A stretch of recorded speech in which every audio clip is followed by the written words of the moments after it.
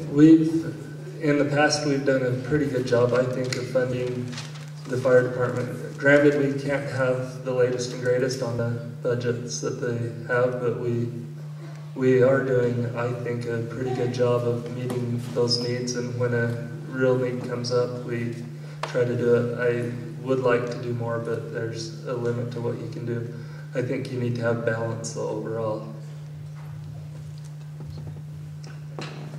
Like I mentioned earlier, there's two priorities: getting the city out of debt or continue with growth. And I think, as you mentioned, with the firemen, the roads, and the debts that we have, it is tough to balance and say that the parks are more important than saving somebody's life. You know, for example, the firemen.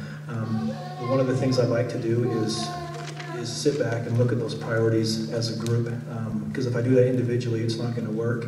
But if we do it as a community, if we do it as a city council, I think we're going to find the means to find the best starting point.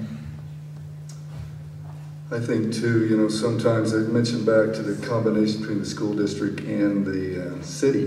Why not combine some together, that they can work together? And we're same tax dollars. I mean, coming out of the same pocket. Let's work together on the same thing. I think some issues like that, you know. And then talking to Shaylin Nelson, he says when he became a member of the city council, he said he had a voice, a wake up. It was really a stark realization of where the money's really, there's not a lot of money there. So I'm sure each one of us up here is going to get that same idea when we get there. Yeah, it always boils down to the money, but I think if people really wanted to do something, they could do it. And money wouldn't be stopping them. I've seen that, and a lot of you have seen that. But it's always money.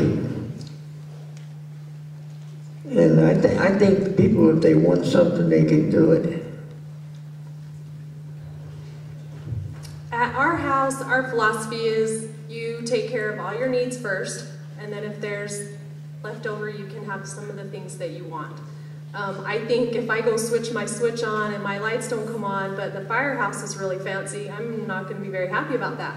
And I don't think anybody else would either. So for me, it's really important to take care of our basic needs first, and our roads, and our power, and our water. And I know, just like we were talking about all the grants and funds, and I know the park is going to be in phases. So I know that if we can work at that and getting those funds to help take care of our park, maybe it won't hurt us as much.